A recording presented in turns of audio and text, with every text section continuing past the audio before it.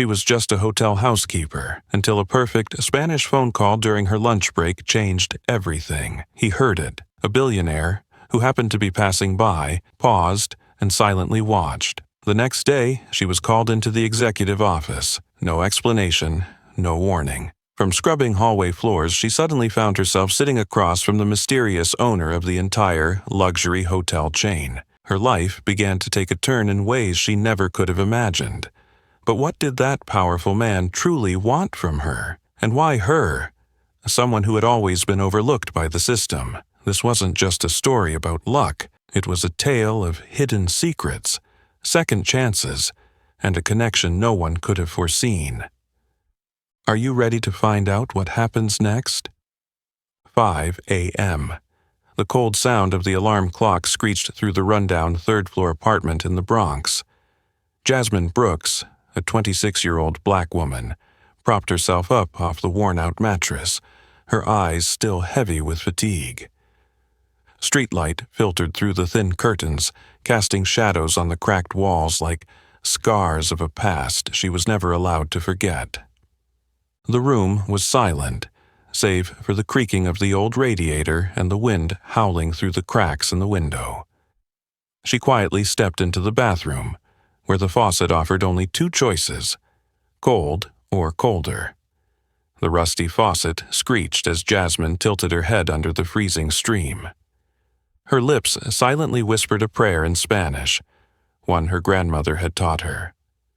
Un día más, un paso más, no me rindo. One more day, one more step, I won't give up. Still, in her tired, dark-circled eyes, there was something not entirely hopeless. Maybe determination, or perhaps a spark of hope that life hadn't entirely smothered. At exactly 6 a.m., Jasmine slipped into her silver-gray housekeeping uniform. The name tag on her chest was slightly scratched. Housekeeping, Jasmine. The tag didn't say who she used to be. It only told who she was today. The streets of Manhattan were bustling with traffic at dawn. But inside the number 11 bus that Jasmine caught from the corner of Burnside, no one knew she was once the top student in the linguistics department at NYU. No one knew she'd been invited to teach French and Spanish as a teaching assistant.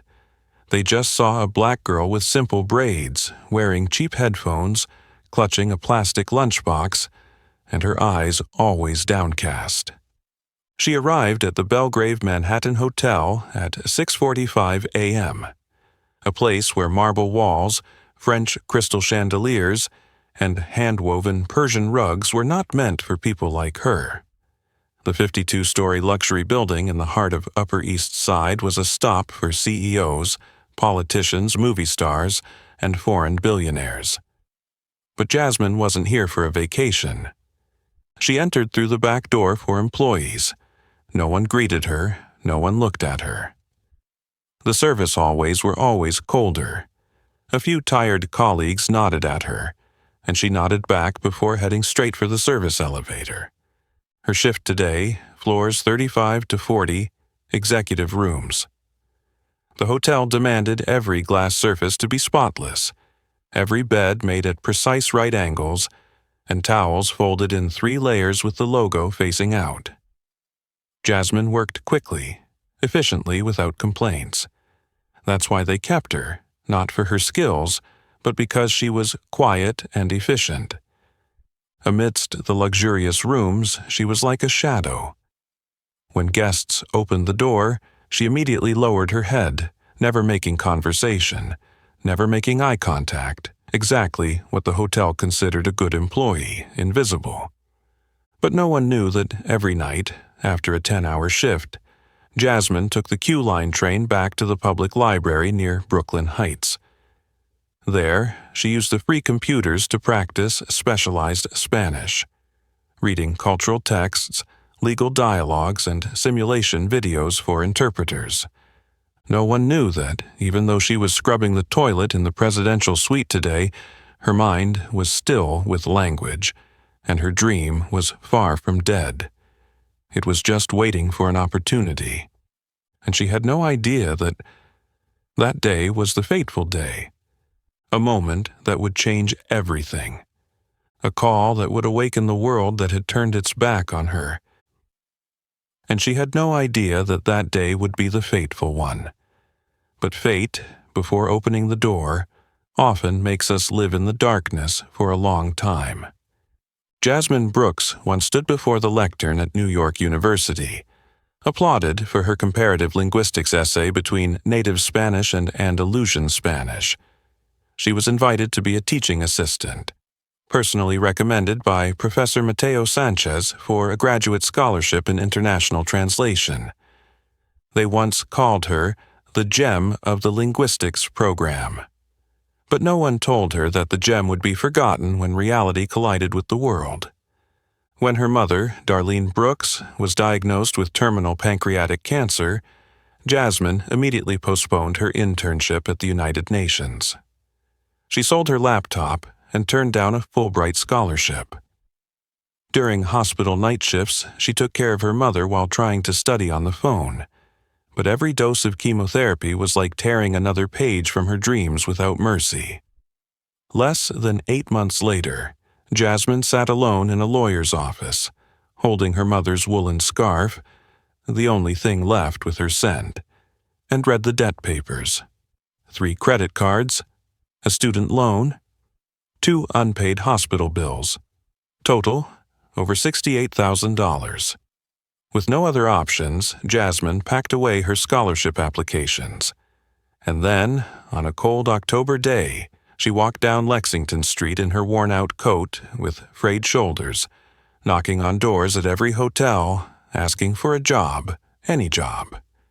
And that's how she entered the underground world of the luxury service industry. Those who create beauty, but are never allowed to exist within it. The Belgrave Manhattan Hotel was a place where power could walk freely, but people like Jasmine were only allowed to lower their heads.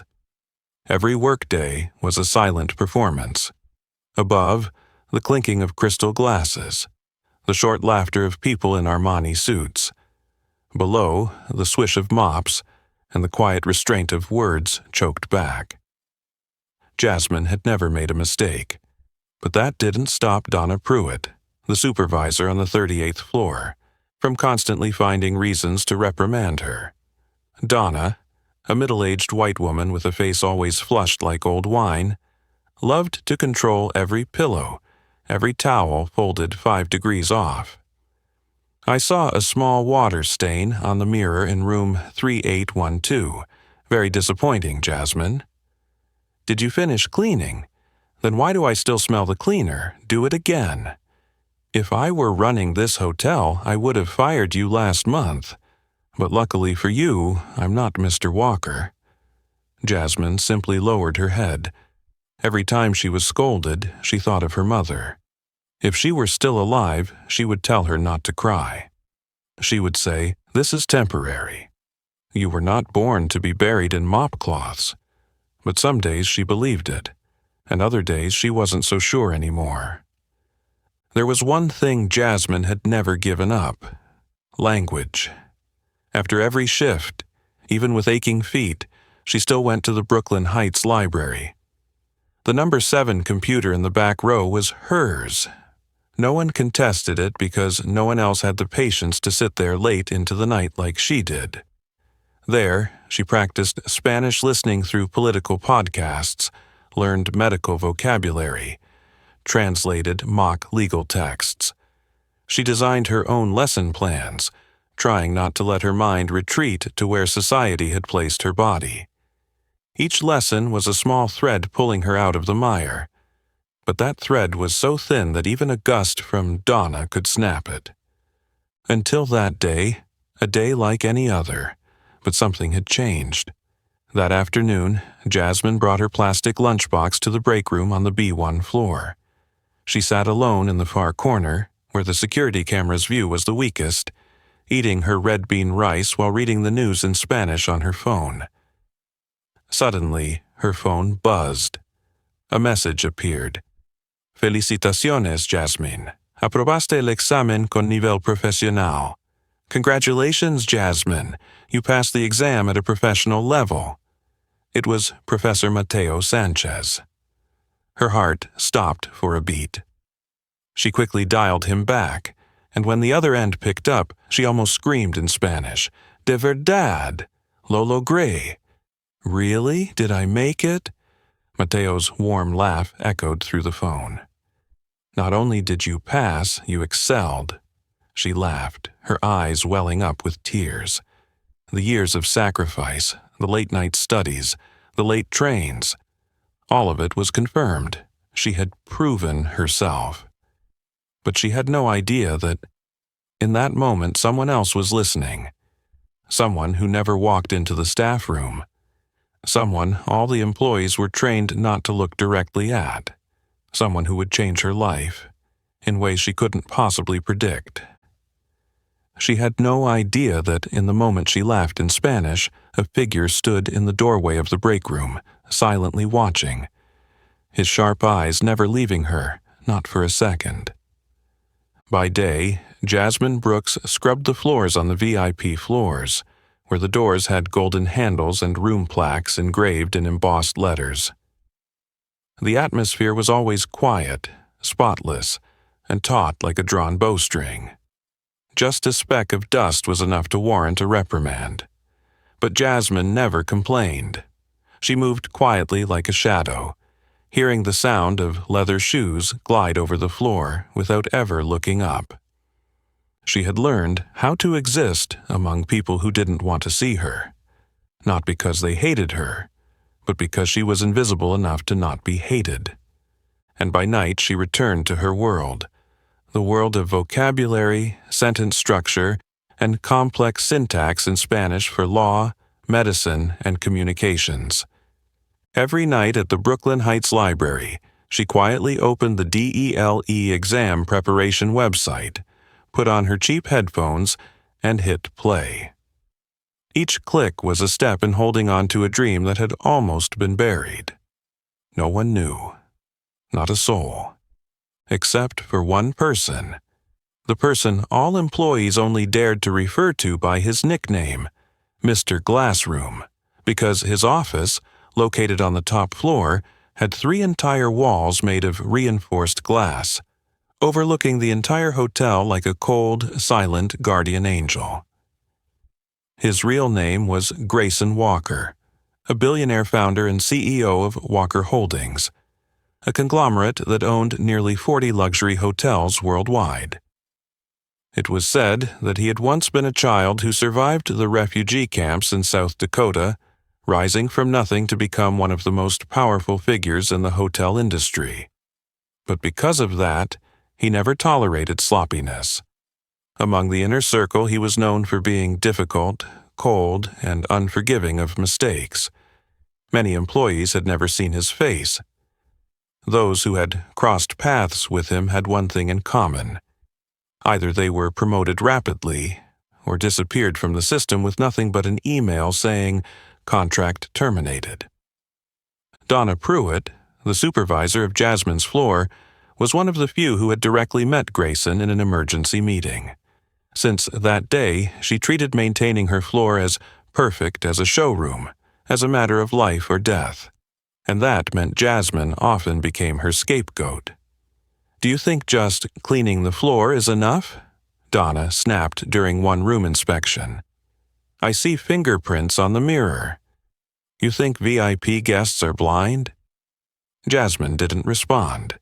She had tried before, gently explaining that it was due to condensation, that she had cleaned according to protocol. But Donna had scolded her in front of the entire team, forcing her to clean 3 rooms in the middle of the day when guests were about to return. From then on, Jasmine never responded again. That day, the fateful day, Jasmine had just finished speaking with Professor Mateo when the door behind her gently opened. She heard the slow footsteps. When she turned around, she barely had time to stand up and almost dropped her phone. Before her stood Grayson Walker, in a light gray shirt with sleeves rolled up, no tie, but his gaze was sharp and unmistakable. She had never seen him this close before. The photos on Forbes magazine couldn't capture his true presence, calm, dignified and observing. "I didn't mean to interrupt," he said in a deep, cello-like voice. "You were speaking Spanish, weren't you?" Jasmine swallowed hard. Yes, sir. Sorry. I was calling my former professor. I'm on my break." Grayson didn't frown. He didn't interrupt. He simply took a step into the room, looking her up and down, but not with disdain. More like he was calculating, evaluating, identifying. "What's your name?" he asked. "Jasmine Brooks." He nodded slightly, a nod that held no discernible meaning. "Thank you. Enjoy your lunch." And then he left, as if he had never been there.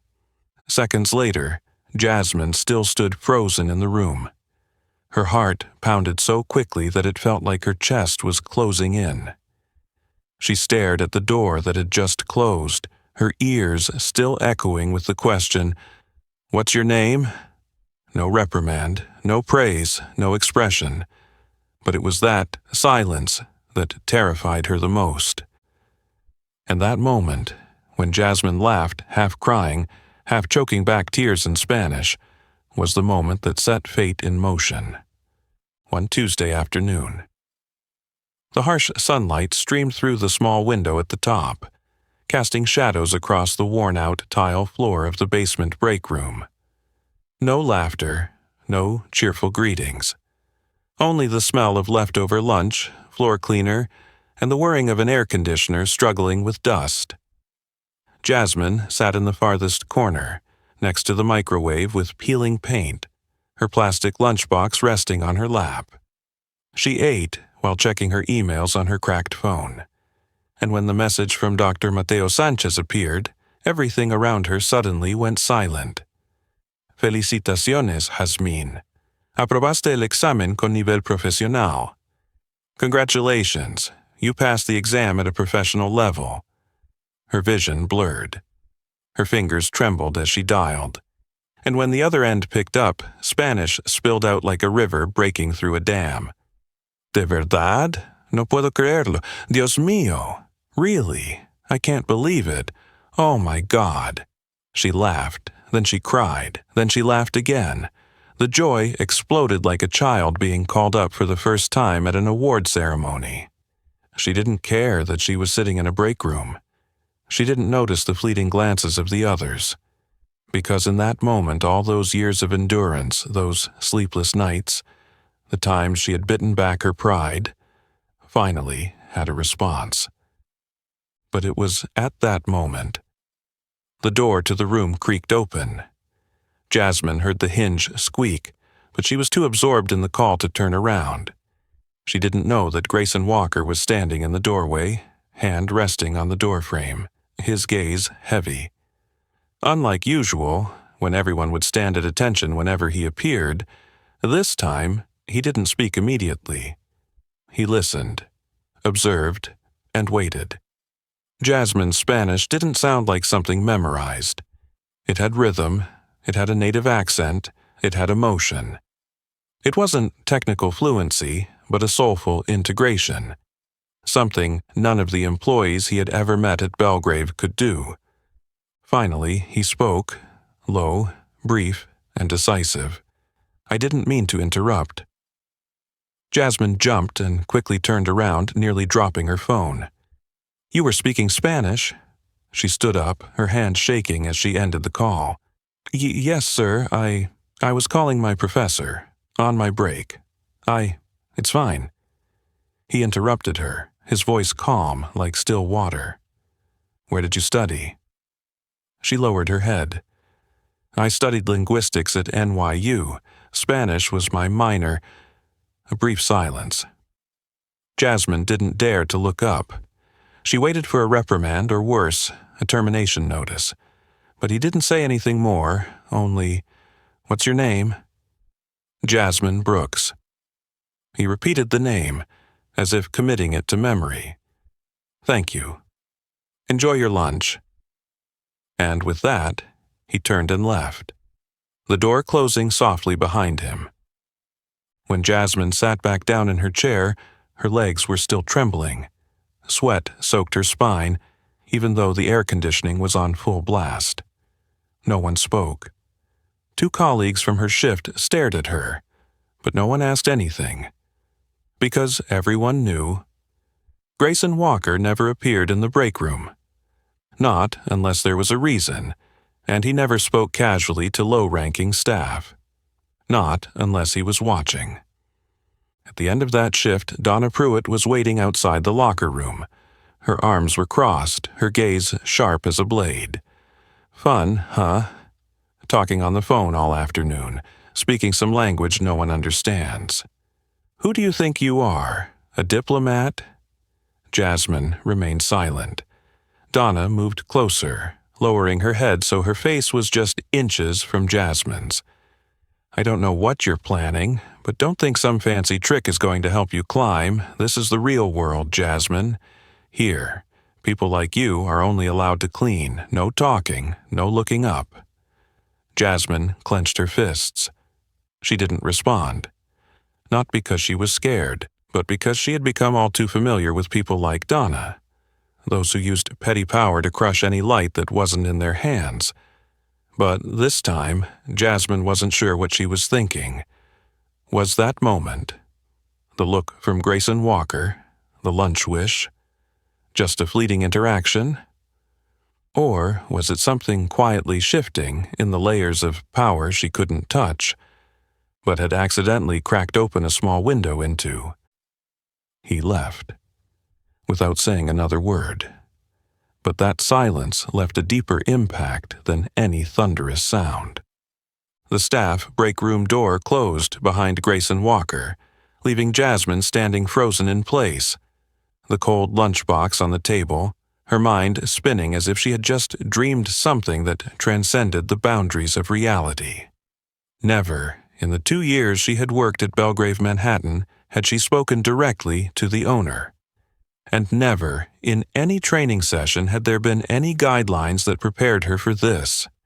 When a billionaire personally asks your name and walks away without explanation. But Jasmine understood one thing.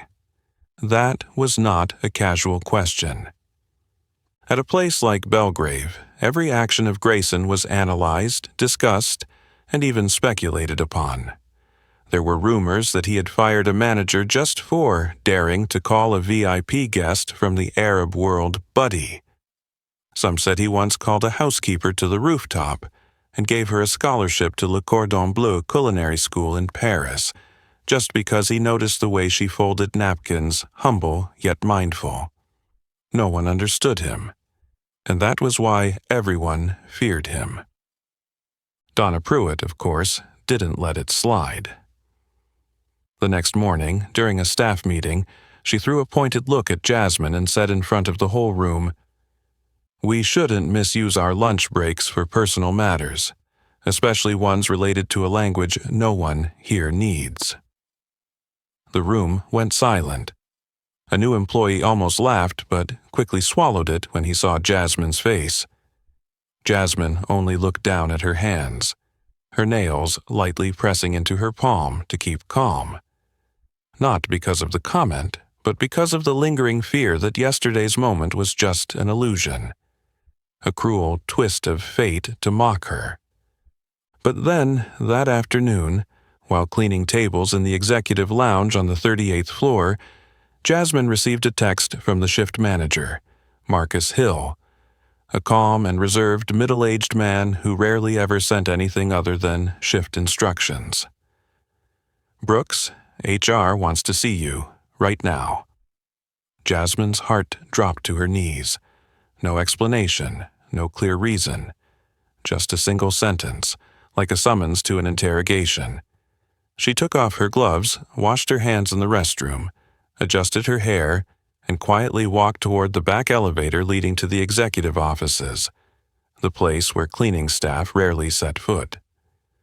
The Human Resources office was on the 5th floor, the administrative floor, where the lighting wasn't the soft yellow of the guest floors, but cold white like a hospital. Every closed door seemed to carry its own weight.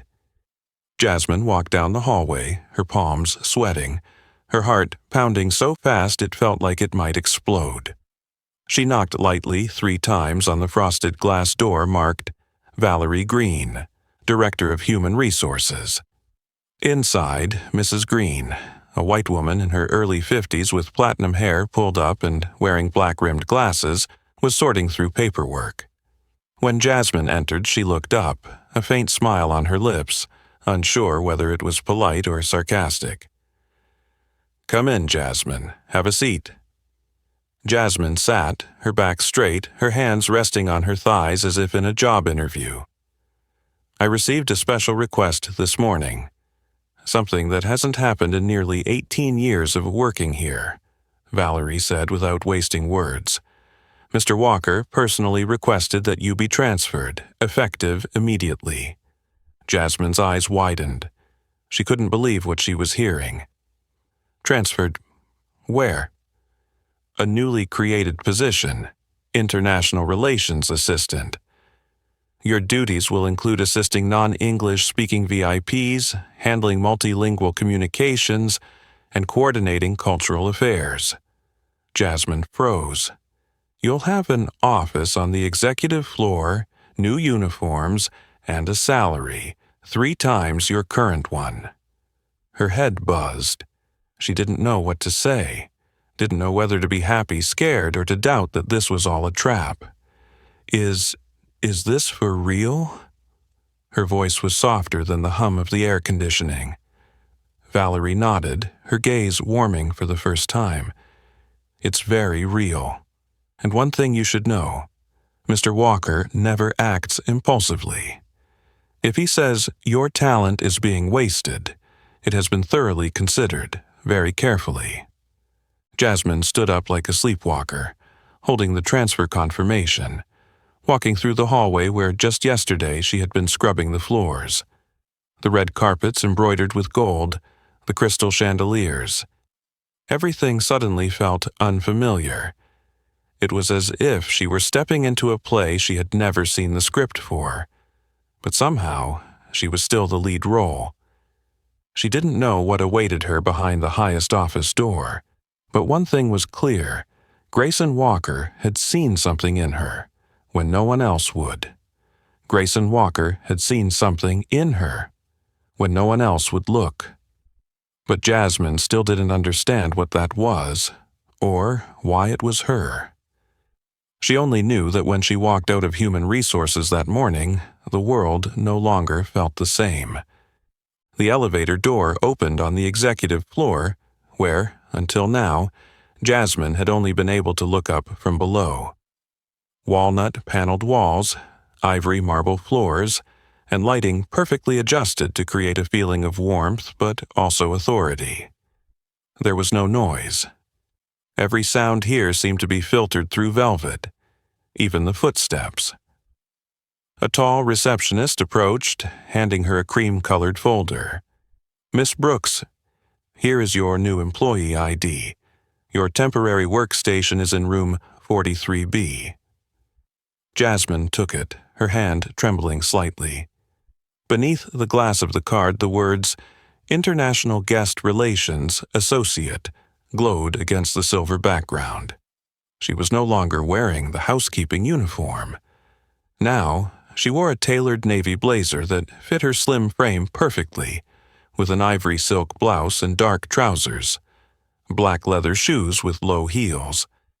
Everything had been prepared, almost as if someone had studied her measurement, skin tone, and even her walking habits. As she walked through the executive hallway, where she once stooped to dust the stair railings, where she once lowered her head to avoid VIP guests' eyes, now people looked up at her, not with admiration, but with suspicion, appraisal, and a readiness to judge. Especially Donna Pruitt, who happened to see her near the pantry on the 40th floor. She stood frozen for a few seconds, then quickly regained her sharp tone. "Oh, look who it is! The language queen! I bet you've forgotten the smell of bleach by now, haven't you?" Jasmine didn't respond, but this time her gaze didn't lower. She simply looked straight at Donna, not angrily, not resentfully, but calmly, as if facing an old shadow that no longer held any power over her. Donna scoffed.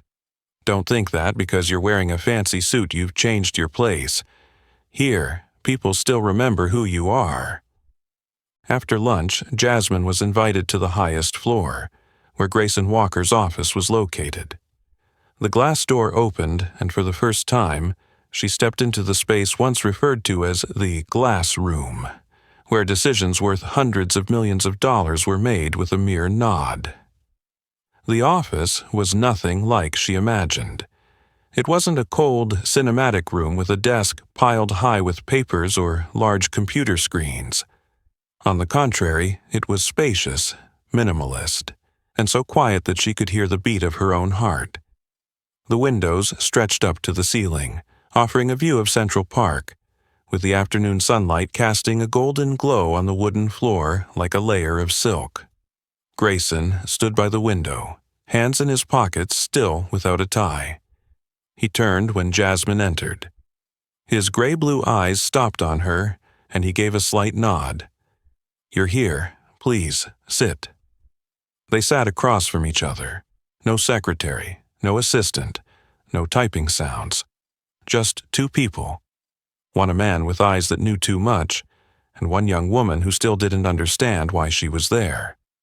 Grayson poured coffee for both of them. His movements were slow, deliberate, like they had been practiced through thousands of negotiations.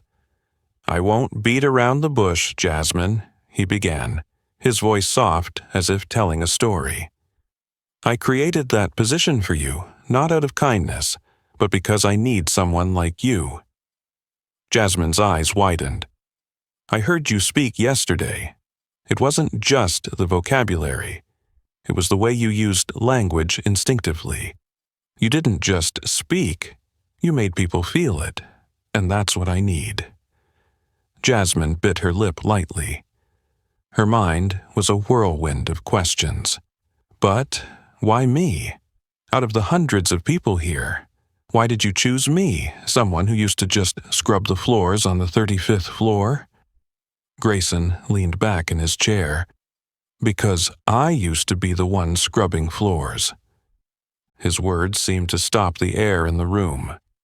"I used to work as a janitor in an old hotel in Detroit. I cleaned toilets, changed light bulbs, took leftover food home. I remember that feeling. The feeling of being treated as an object, not a person.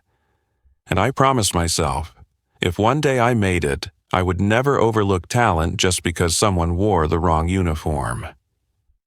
Jasmine felt a lump rise in her throat. "I don't need you to be good at talking to CEOs.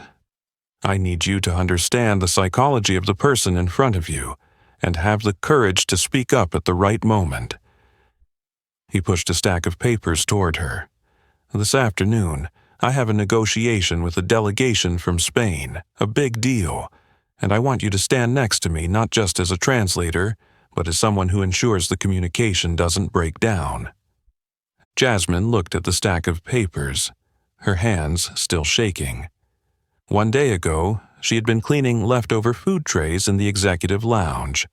Today, she was sitting in the most powerful room, being asked to step into a role she had never imagined. She looked up, slowly nodding. "I will do my best, sir." Grayson smiled, a smile that was the first since they met. "I don't need you to try.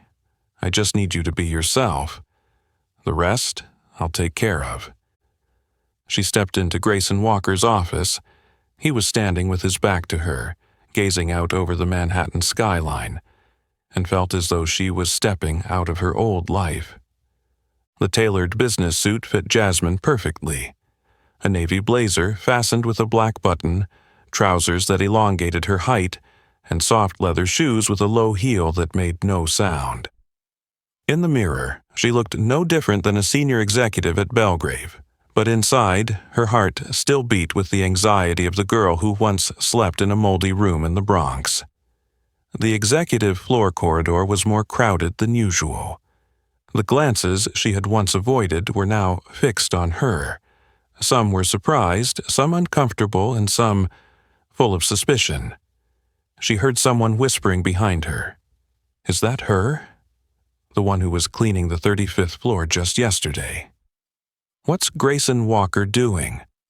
Probably just another diversity move from the company. She'll be gone in a few weeks. Jasmine kept her chin high, her hand clutching the slim tablet with the afternoon's schedule. Each step felt like compressing her entire life, like walking on the prejudices that had been scattered along the red carpet. But she didn't stop. She didn't cower. She didn't lower her head anymore. The door to Grayson's office was open. He still stood with his back to her, eyes looking out at Central Park, where the bare trees of March were still stark after a cold winter. Hearing the light footsteps, he turned, his eyes lighting up with a quiet satisfaction. "You look exactly as I imagined," he said. "How does it feel?" Jasmine hesitated. "It feels like I've just stepped into a dream, but I'm not sure I'm ready to wake up." Grayson chuckled softly, a rare smile, not for the press or business partners, but one that was genuine. "Maybe, but you're not dreaming, and you don't need to be ready. Just show up." He poured her a glass of water, not coffee, not wine, and then handed her a list. "The investment delegation from Madrid, 6 people. They've worked with Ritz-Carlton, but this time they want something more personal. I don't need you to do anything except keep the atmosphere warm." Jasmine nodded, but her throat was dry. How could someone who had once been invisible become the person to set the tone for a $280 million deal? At exactly 2 p.m., the glass-walled meeting room on the 50th floor opened. The Spanish men entered, sharp suits, silk ties, eyes as sharp as knives. Leading the group was Señor Carlos Martín, a face that had appeared in European business magazines. Grayson shook each of their hands, polite but not over the top. Jasmine walked behind, quietly greeting them in perfect Castilian Spanish. "Bienvenidos a Belgrave, Manhattan. Es un honor tenerlos aquí." "Welcome to Belgrave, Manhattan. We are honored to have you here." A slight frown, then a soft smile. Señor Carlos nodded, as if mentally checking off an invisible criterion. The atmosphere in the room was initially tense, like a taut string. Everyone ready to counter, protect their interests, and predict the motives of the other side. Jasmine understood that her job wasn't just to translate. It was to connect.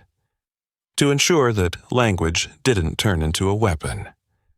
The most challenging moment came when Señor Carlos half-jokingly said, "We once had a partner in New York. They spoke in money. What about you?"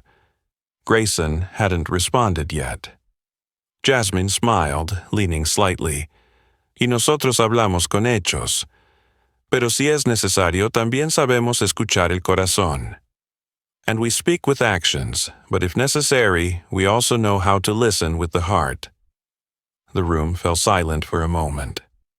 Then Señor Carlos burst out laughing. A genuine laugh, one that wasn't scripted. "Me gusta esta chica." "I like this girl." The negotiation lasted nearly 2 hours. Each time the conversation veered off, Jasmine adjusted. Each time there was a cultural misunderstanding, she explained. Every nod from the investors was a step toward success. And when it ended, the last person to leave the room was Señor Carlos, who stopped by Grayson and said, "With an employee like this, I don't need to check anything else. I'm signing because of her." When the door closed behind him, Jasmine exhaled, both hands pressed against the glass table to steady herself. Grayson stepped toward her, his voice lower than the hum of the air conditioner. "You just saved a $280 million deal." Jasmine turned, her eyes wide. I didn't. I just did my job." "No, Jasmine." Grayson looked at her seriously. "You just stepped into the world of people who make change happen." and someone like you is no longer someone who stands backstage." Grayson replied, "I didn't hire you for the protocol. I hired you for your instinct and sincerity. And now, after the unexpectedly successful negotiation, Jasmine began to understand what he truly meant." Late afternoon, the last rays of sunlight swept across the glass of Grayson's office, casting a pale yellow streak on Jasmine's blazer like a thread connecting her to something bigger than herself. She had just left the meeting room where millions of dollars were signed with a handshake and trust, and she, herself, was the one holding that thread intact. Grayson stood by the walnut wood desk near the window, not holding a phone, not flipping through documents. He just stood there, silent, as though considering something beyond profits and business plans. "Jasmine," he spoke after a few minutes, his voice deep and sincere. "I have a place. I often go there when I need to clear my mind, not the office, not the hotel. No employees know about it." She looked at him, her legs still trembling from the pressure of the meeting. "You mean now?" Grayson nodded. "If you have nothing on tonight." Jasmine hesitated. Every instinct she had, honed to survive in a harsh, tiered world, screamed at her. Don't go. Don't trust the most powerful man in the building. Don't step into his personal space when you've just escaped the basement. But that same instinct, the one that once told her she couldn't do more than clean, was wrong. And that's why she nodded. About 20 minutes later, they were in the private elevator heading up to the Belgrave rooftop, the place where hardly anyone was allowed except for Grayson Walker. The door opened to an unexpectedly quiet space. A rooftop garden filled with small olive trees, stone tables, wooden chairs, and a cobblestone path stretching to the edge of a glass railing. In the distance, the Manhattan skyline glowed in the fading sunset.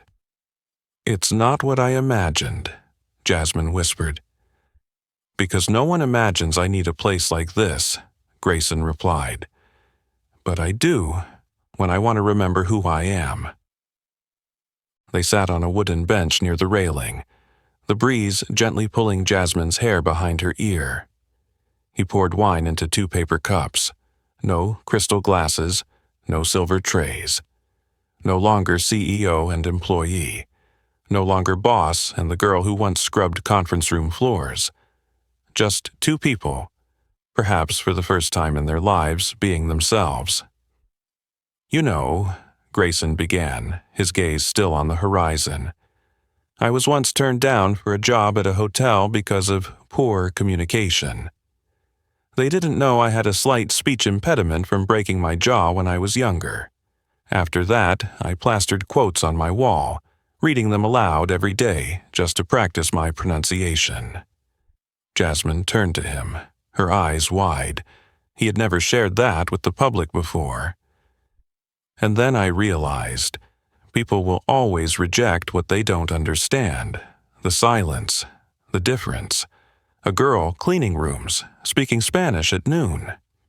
She lowered her head. "I was afraid you'd misunderstand. That you'd think I was unprofessional." Grayson shook his head. "I didn't hear an employee talking. I heard a person living in a language, and I knew I couldn't let that go to waste." The wind picked up, carrying the faint scent of lavender from the garden. Jasmine suddenly remembered her mother. She, too, liked sitting and watching the sunset, in the old rocking chair on the balcony of their rundown apartment. She once said, "People who know how to look far often live alone. But they're the ones who'll pave the way." Jasmine turned to him, speaking softly. "Do you ever regret choosing the wrong person?" Grayson thought for a moment, then replied, "Yes, many times. But I've never regretted choosing someone I trusted, even when they didn't believe in themselves." A pause lingered. Manhattan below them seemed like a moving map, bustling, fierce, not waiting for anyone, But in that moment, Jasmine felt an unusual peace. Not because she was close to power, but because, for the first time, she was being seen. Truly seen. Grayson spoke softly, as if weighing his words carefully. "Tomorrow, I want you to sit in on a meeting with the board of directors. Not translating, not taking notes, just observing. I need you next to me." She looked at him. This time, no fear. Just the silence of someone stepping out of their own shadow. "I'll be there," Jasmine replied, her voice steady. "Not because I'm ready, but because I don't want to go back to where I was." "I'll be there," Jasmine replied, her voice steady. "Not because I'm ready, but because I don't want to go back to where I was." And the next day she truly stepped into the realm of power, where words not only convey meaning, but determine the fate of an empire. The strategy meeting room on the 49th floor was unlike any space Jasmine had ever seen. The long mahogany table, Italian leather chairs, and 4 walls made entirely of one-way glass, offering a view of the entire Manhattan skyline. Every detail was designed to make anyone who entered feel smaller. Exactly at 9 a.m., the door opened. Jasmine entered with Grayson. All eyes immediately turned to her, a newcomer, a black woman, sitting right next to the CEO. No one said anything, but the tension in their shoulders, the quick glances, and the silent exchanges spoke volumes. Everyone was waiting for her to make a mistake. The meeting began. Grayson gave an overview of the negotiation results with the Spanish investors, and Jasmine nodded slightly when her name was mentioned as someone who helped navigate cultural bottlenecks with refined communication. Less than 10 minutes later, a silver-haired man with a red tie spoke up. "With all due respect, Grayson, I'm not sure if we're discussing a coordinator or an inspirational representative." He was Lawrence Fielding, the Global Chief Operating Officer, and one of the strongest opponents of personnel interventions without approval from senior HR. Grayson remained calm. "I'm talking about the person who helped us close a nearly $300 million deal that had been stalled for 2 consecutive quarters." Lawrence smirked and turned to Jasmine. "Miss Brooks, could you tell me, aside from Spanish, do you have any financial skills to contribute to this strategic meeting?" The air tensed, a clear trap. Jasmine took a deep breath, then replied, her gaze unwavering. "No, Mr. Fielding, I don't have an MBA, but I have enough experience to understand that if language is used incorrectly, even the perfect financial plan can collapse due to misunderstanding. And if you'd like an example, I can reference 3 sections of yesterday's negotiation transcript where the parties almost misunderstood the confidentiality agreement."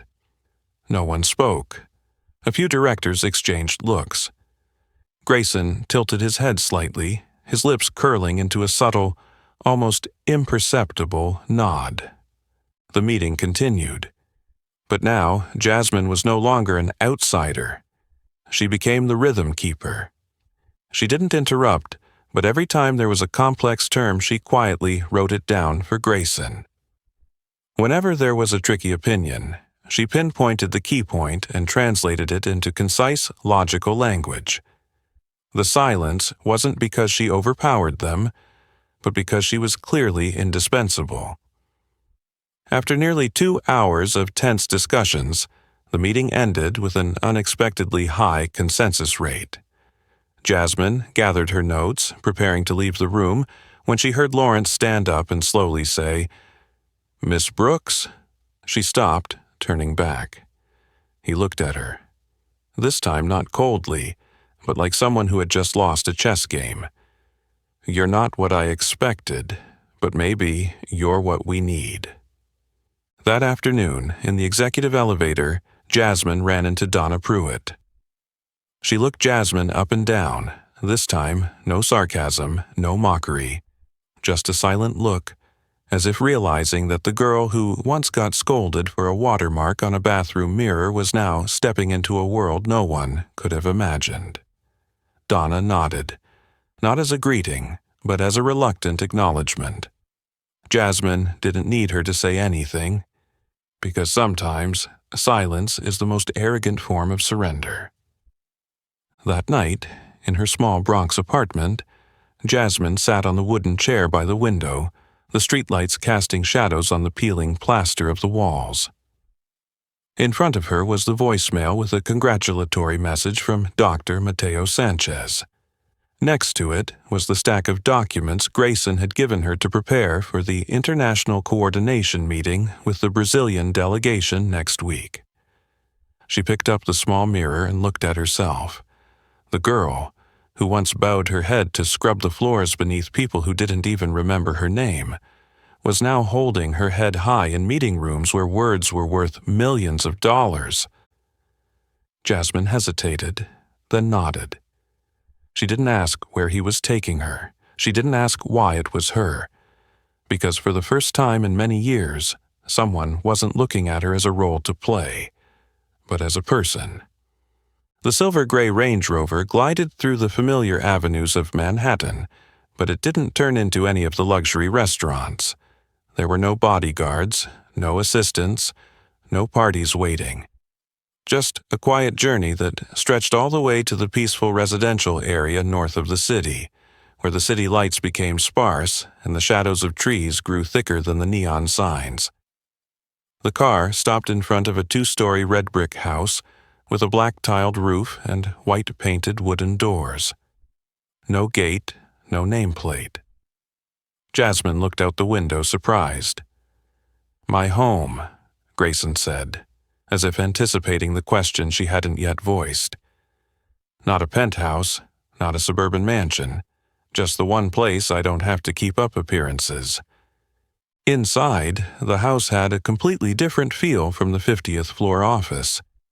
The scent of pine wood and mint lingered in the air.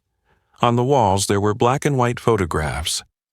An elderly man in work overalls, his father. A small white child with messy brown hair, smiling broadly next to a mop bucket. An old photo of 2 hands, one old, one young, clasped together. No awards, no accolades, just memories. Grayson hung his coat on a hook, rolled up his shirt sleeves. He didn't call for a maid, he didn't give orders. He cooked dinner himself. Homemade pasta, simmered tomato sauce with fresh herbs from the garden in the back. Jasmine sat at the kitchen counter stirring her glass of lemonade, feeling both surprised and strangely safe. "How long did you live here?" she asked. "Almost 10 years, Grayson replied, his eyes not leaving the pot of boiling water. "I bought it right after the company started turning a large profit. Not because I needed a place to live, but because I was tired of not remembering where home was anymore." He looked up at her. "What about you, Jasmine? Is your apartment home?" She was quiet for a moment. "It's where my mother passed. It's where I survived. But I'm not sure it's where I belong." Grayson nodded slightly. He understood. Dinner was served on a simple oak table with just 2 porcelain plates, 2 glasses of wine, and a small candlelight. Nothing extravagant, but it felt real. They talked, not about business strategies, not about market plans, but about family, about fear, about things they never discussed in public. Grayson talked about his father, a man who worked the night shift at a hotel, always bringing home small soap samples for his son so he could use the things of the rich.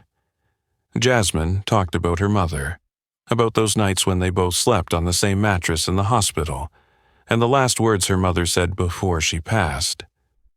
"You're the only person in this world I know for sure won't break."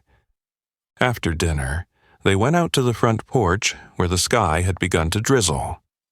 The sound of the rain on the roof, the smell of damp earth rising, permeated the unsaid words between them.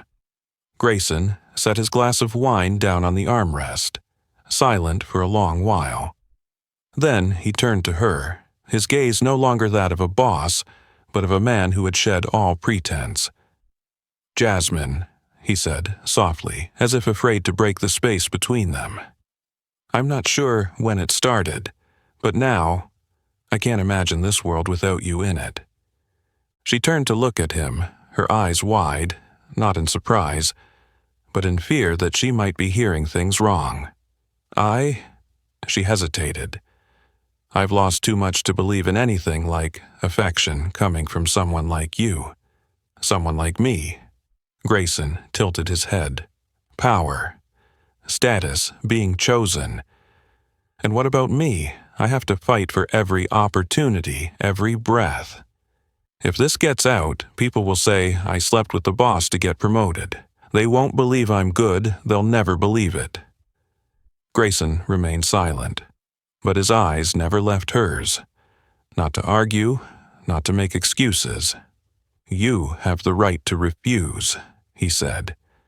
"And if you leave this place tomorrow, your job will stay the same.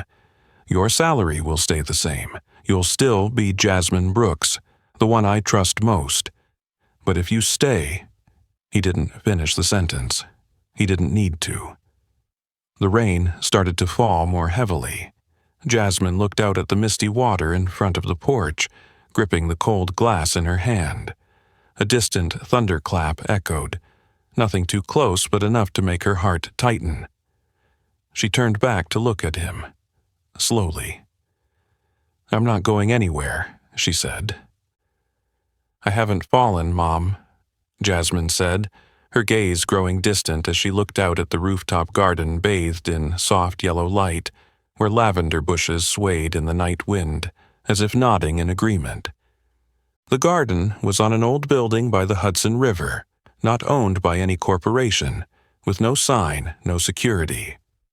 It was the place Grayson called the Land of No Memory, because here he was not the CEO, not the billionaire, not the target of any expectations or strategies, just a man standing among the trees and the sky. Jasmine sat on a stone bench beneath the vine-covered archway, holding a warm cup of herbal tea, still moved by the story of Grayson's father, who had passed away from exhaustion at 52, leaving his son a rusted pocket watch and a single sentence engraved on its back. "Build something your father never had." "Did you build it?" Jasmine asked. Grayson paused, nodding slowly. "I've built more than my father ever dreamed, but it took me too long to realize it wasn't that he needed me to build hotels. It was that he needed a world where people like him weren't seen as beneath anyone." They were silent for a while, only the sound of the wind and the soft swaying of the lanterns in the breeze. Jasmine opened her leather wallet and took out a faded photograph. A gentle smiling black woman standing in front of a window with brown striped curtains. Her mother, Darlene Brooks. "This photo was taped by the Mirror all through the time I was in school," Jasmine said. "Every morning she would touch it and say, 'Tomorrow you'll go farther than I ever dared dream.'" She smiled, her voice trembling like the wind. "I never believed it, but I still went, because if I stopped, her dream would be left behind." Grayson looked at her, unwavering. In his eyes, it wasn't the usual admiration a boss gives a capable employee. It was a deep acceptance, as though he was seeing himself through her, an entity once crushed beneath the cement of prejudice and class, but somehow still rising to the surface to breathe and live. "You've done it," he said. "Even though she's gone, she lives in every step you take. And now, you're living in decisions that will change the lives of others." Jasmine didn't know how to respond. She simply looked directly at him, feeling something shift in Grayson's gaze, not violently, not unexpectedly, but quietly, as if he'd realized he was in a feeling he hadn't known before. And then he spoke. "I'm not sure when it started. Maybe it was when you spoke Spanish without fear of anyone hearing. Or when you didn't react when they looked at you like a joke. Or maybe when you look Donna in the eye without anger, only with the calm of someone who knows their worth. Jasmine smiled faintly. I used to think I was strong because I didn't need anyone, but maybe stronger is when you dare to let someone stay by your side. Grayson reached out his hand. Not in haste, not in pressure, just an open hand, as an offer without an answer. Jasmine looked at it. The small distance between them, distance that an entire social hierarchy had tried to keep from ever touching. And then she placed her hand in his. Gently, decisively. No need for a kiss. No need for declarations of love. Because everything unspoken had already been carved into the gaze they shared in the darkness. The next morning, back at the hotel, Jasmine walked into the grand lobby. Familiar glances turned toward her, but this time they no longer made her hesitate. However, at the corner of the executive floor hallway, Lawrence Fielding was talking to Donna Pruitt. When Jasmine walked past, he stopped abruptly. Both of them turned to look at her, not so much with surprise, but with calculation. Donna smirked. "Faster than I thought." Lawrence replied lightly, "I don't oppose progress, but if it threatens the leadership structure, I have to act." Jasmine didn't turn back, but her instincts, honed by years of survival, told her a new battle was coming. And this time, they wouldn't use just their eyes. They would use the system. As long as I'm alive, no one is allowed to doubt you. Grayson's words fell like a commitment. Quiet, not showy, but resonating in Jasmine's chest like the sound of thunder echoing in the quiet of the night. Outside, the rain began to fall. The first drops lightly tapped the roof tiles, gradually turning into a heavier downpour, not violent, but impossible to ignore. The damp, chilly air mixed with the smell of earth and mint from the garden behind, enveloping everything in a strange, bittersweet dream. Jasmine sat there, her hand gently resting in Grayson's. Hands that had once held the power of an empire, now only gripping one thing: trust. She looked up at him, her gaze hesitant. "Are you sure?" "Once the rumors start, they won't stop," Grayson answered, his voice steady like the rain. "I've lived my life being judged, but this is the first time I've chosen to stand with what makes my heart quiet, not because it's weak, but because it knows it's meeting something worthy."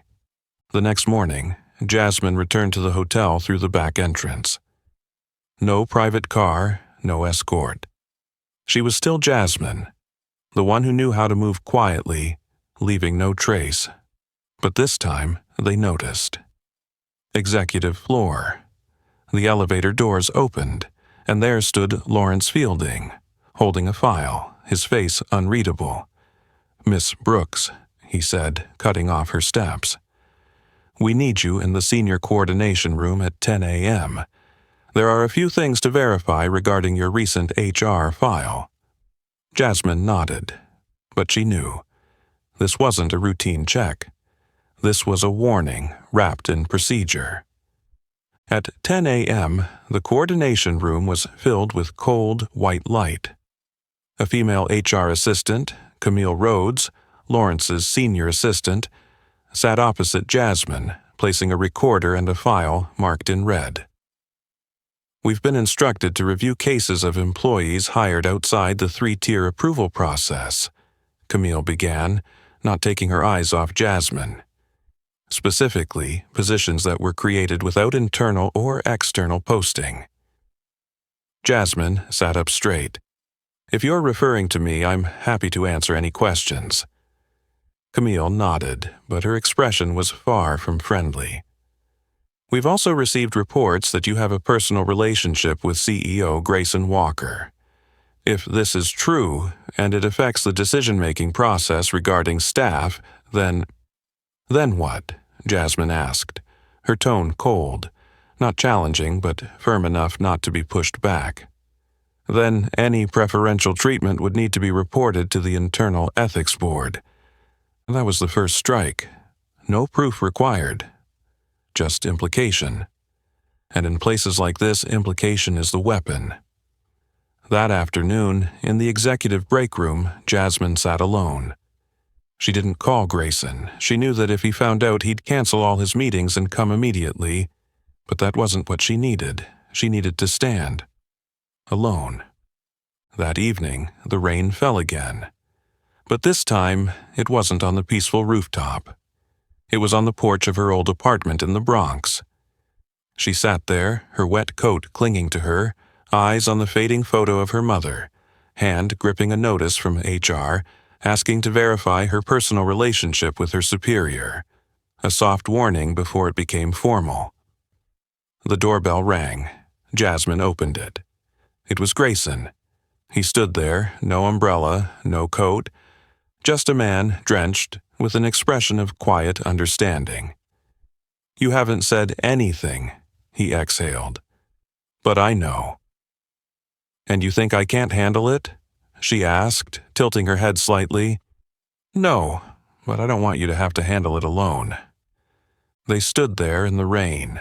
No holding hands, no embraces. Just looking at each other, as if two warriors who had just realized the feelings between them weren't something to hide, but something to protect. And even as the storms ahead threatened to be fierce, Jasmine knew one thing for sure. She had lived through a life where no one believed she would rise. And now, not only was she standing, but she was moving forward with the one person who had chosen to believe in her, even before she believed in herself. And even when the storms ahead may be fierce, Jasmine knew one thing for sure. She wasn't just standing, she was moving forward. And less than a week later, that step took her to a position she had never dared to dream of: International Strategy Director. The news spread like wildfire. After the expansion agreement to bring Belgrave to Spain was fully signed, complete with sponsorship terms for 2 facilities in Madrid and Valencia, Grayson didn't hold a press conference. No announcements. He simply did one thing. He brought Jasmine up to the stage at the company's annual conference and introduced her with 8 simple words: "The woman who keeps us from stagnating." The appointment was announced internally on Monday morning. A brief email from the chairman's office, unpretentious but full of weight. A link to Jasmine's new official profile, now with the title, Director of Global Strategic Relations, Jasmine D. Brooks. From housekeeping to global strategy, in less than 6 months. And that was what made the resistance show its true face. On the executive floor, Lawrence Fielding stood before a small meeting table with a close-knit advisory group. His usually calm face was now tense. His hands were tapping relentlessly on the glass table, eyes scanning everyone in the room. "Who is she?" he asked, his voice slicing through the air. "A housekeeper. No vetting, no progress reports, no internal procedures." A female assistant spoke hesitantly. "Sir, Miss Brooks just saved the European contract." "And that gives her the right to sit on par with me?" Lawrence snapped. "I don't oppose diversity, I oppose chaos." Another whispered, "If we don't react quickly, she will control all international relations in the next 2 quarters." Lawrence clenched his fist. "Then we need to act fast, find any loophole, the past, relationships, qualifications, family background. If there's anything that can discredit her, I want to know before this week ends." On the surface, Jasmine continued to smile as she entered the meeting room.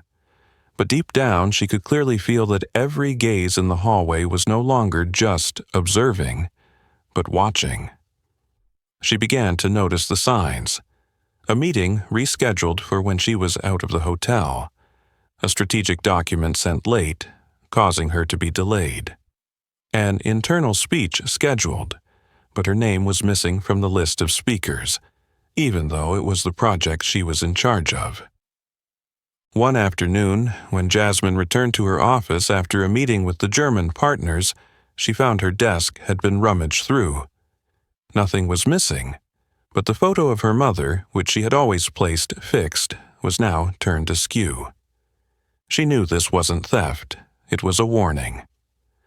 That night, in Grayson's living room, she sat silently by the window.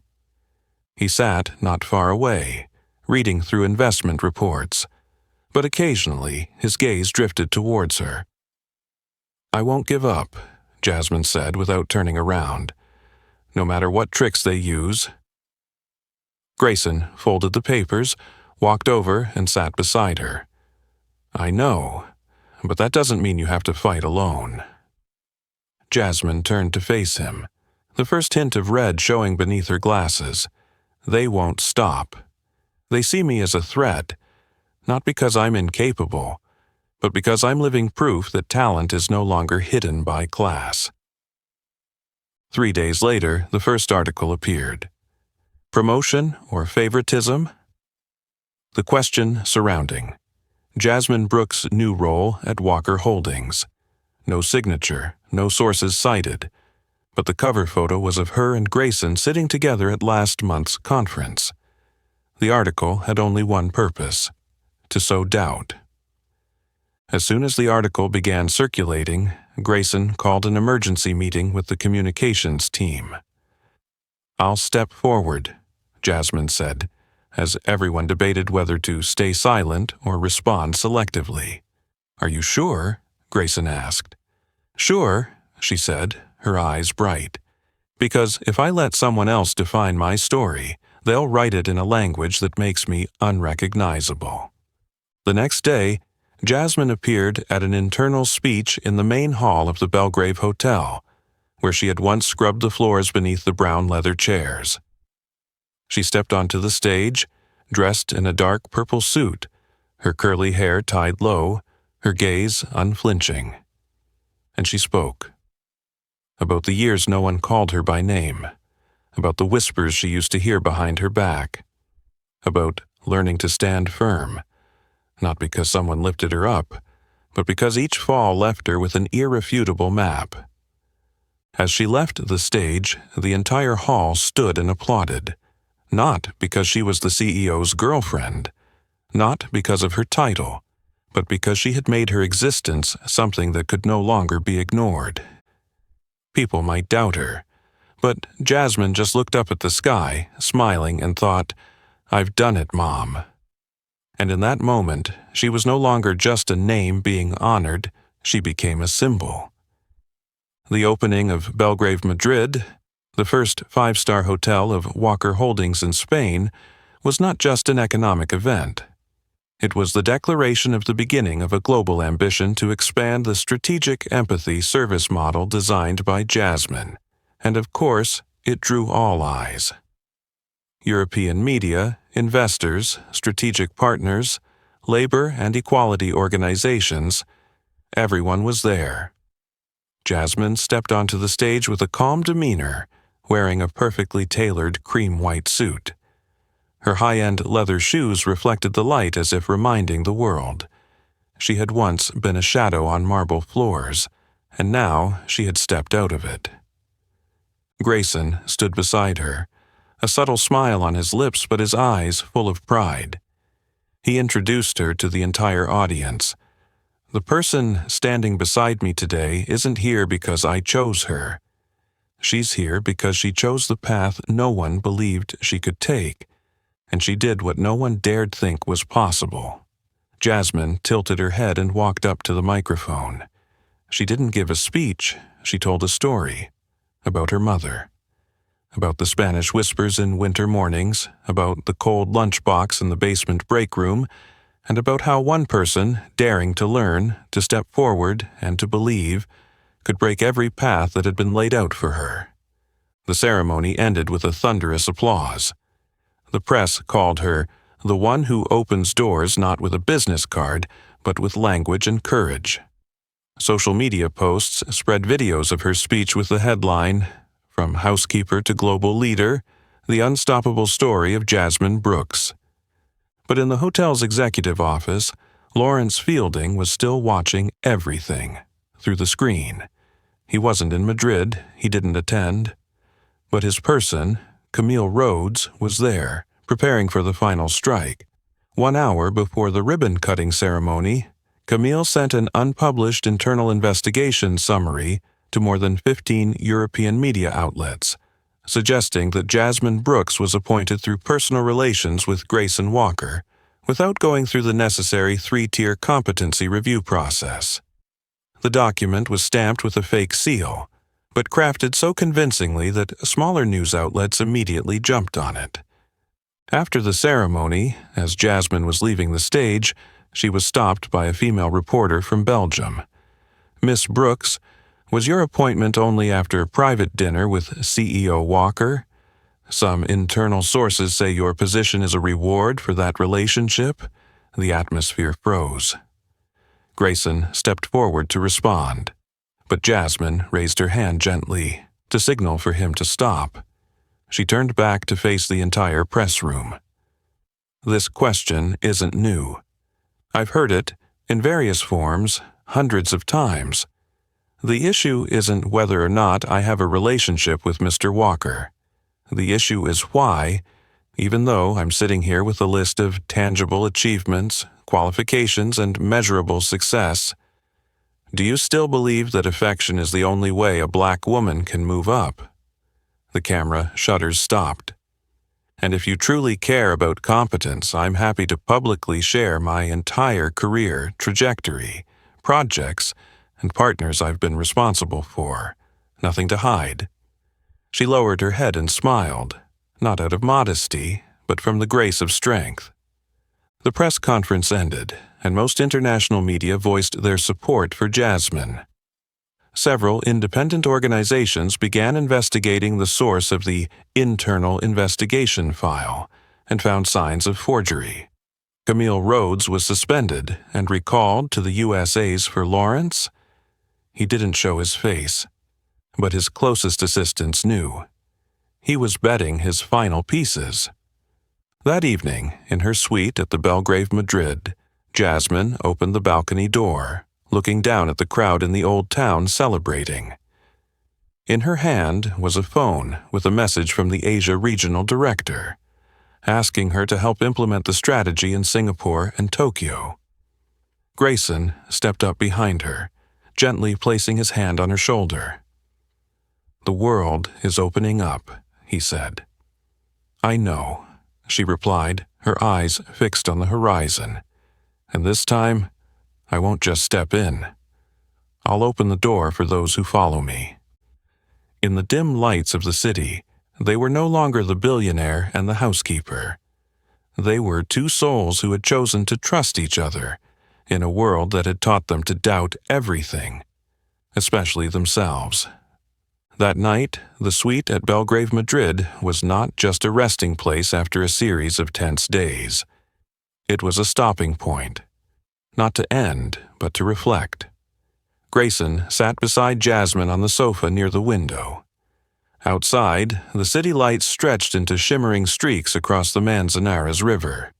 The breeze was light, the air crisp, but in that space there was only the warmth of the two of them, slowly shedding their final layers of armor. "What are you thinking?" Grayson asked, his hand still tightly entwined with hers. Jasmine looked up at him, her eyes holding an entire journey. "About everything I've been through. About the night I rested my head on a lunchbox in the library and no one asked if I was okay. About the one call in the basement lounge that turned my whole life around. And about how, sometimes, love finds you when you least expect it." He didn't say anything. He just held her tighter. In that embrace, there was no power, no title, just mutual recognition, like survivors in a world full of deceit, but still holding on to something real. 3 weeks after returning to New York, Jasmine was invited to speak at the Global Business Leadership Summit. But instead of talking about expansion strategies or growth metrics, she chose one topic: rebuilding from within. She didn't lecture, didn't use tricks. She just told her story. About her mother, about Donna, about Camille, about Lawrence, not as an enemy but as parts of a system that had been built to eliminate people like her. But if systems are created by people, then people can change them, she concluded with that line, and the entire hall went silent. Not because they disagreed, but because they were reflecting. Not long after, Grayson officially stepped down from his direct executive role. Walker Holdings was handed over to a new leadership board, where Jasmine held the position not of CEO, but of Global Human Resources Reform Director, leading a new initiative called Walker Initiative for Equity and Talent, a program aimed at bringing undervalued, overlooked, and misjudged employees back to the positions they truly deserved. Donna Pruitt, after Jasmine personally sent her a recommendation letter, joined the retraining program at the new headquarters in Arizona. Camille Rhodes had her contract terminated, but not in public shame. Jasmine said one thing during the internal hearing: "I don't want them to be retaliated against. I just want them to understand what they tried to bury has now grown into a tree." Years later, at a small Belgrave hotel in Morocco, a young mixed-race African receptionist received a nomination for the leadership development program Jasmine herself had initiated. In the internal interview, when asked, "Who inspires you?" the girl replied, "Jasmine Brooks, because she didn't try to break the glass ceiling with a hammer. She taught me to climb it with a ladder. But then, she came back and handed the ladder to the next person." One autumn afternoon in the Bronx, Jasmine returned to her old apartment, the one where her mother had once lived. The room now had new tenants, but the landlord kept the handwritten letter she had left when she moved out. The letter had one last line: "If someone reads this and thinks they'll never be heard, know that I once thought the same." That day, standing in front of the public garden she had helped fund, named Darlene's Walk, where children played and single mothers rested under the trees, Jasmine looked up at the golden afternoon sky. Grayson stood beside her, his hair grayer now, holding her hand. "So, is this the peak you once dreamed of?" he asked. Jasmine shook her head, smiling. "Number, this is where the journey begins for others." Because this ending was not about happiness. It was a promise. No one would be left behind just because they started where no one cared to stop and look. From a black girl who was invisible in the halls of a hotel, Jasmine Brooks had stepped onto the global stage, not through privilege, but through intelligence, courage, and unwavering determination. Her story wasn't just about love or success. It was a living proof that every system can be changed if someone dares to cross the boundaries set for them and pave the way for those who come after. And what about you? If an opportunity to change your life came when you least expected it, would you have the courage to seize it, even knowing you'll face a world full of doubt? Share your thoughts in the comments below. If this story touched your heart, don't forget to like, share, and subscribe to the channel so you won't miss the next inspiring journeys. We will still be here, telling the stories of those once deemed insignificant, but who changed the world.